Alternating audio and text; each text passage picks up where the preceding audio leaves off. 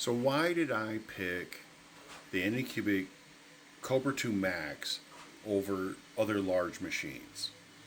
The number one reason why I picked over other machines is this double metal spindle system and using metal rollers on the hot end.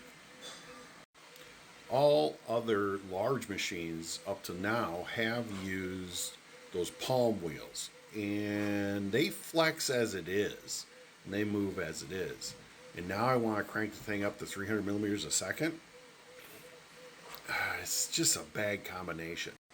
Elegoo did go to the same metal wheels, I forget what they call it right here, all metal guide rails is what they call it, on their Neptune 4 Pro. But it's a max bed at 225 by 225, and I'm looking for a big machine. I considered the SOVOL SV07, but it's only a 300 by 300 bed, which I already have. Has clipper on it, but it's running palm wheels on there. Now I went to the SV06s on pluses on my 300 by 300 machines because they were not palm wheels. And I wanted something that was going to hold up better, especially if I was going to apply clipper to it and try to get moving a little quicker.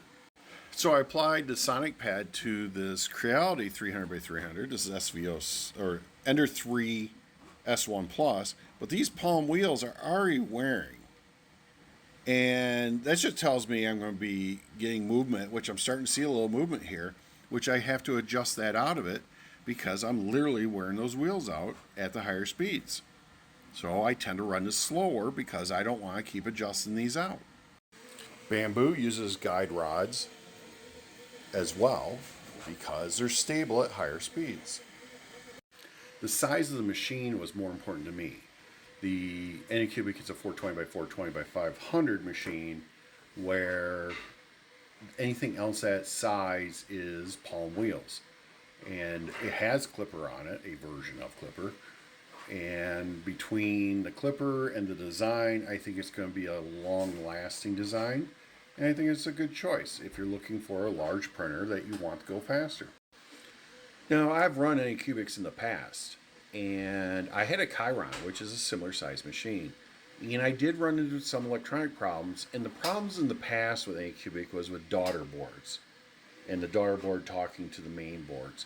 And this machine doesn't use that daughter board system. So I have high hopes that the problems have been addressed. They're using a clipper variant for firmware. So I have really high hopes that this is going to be a great machine.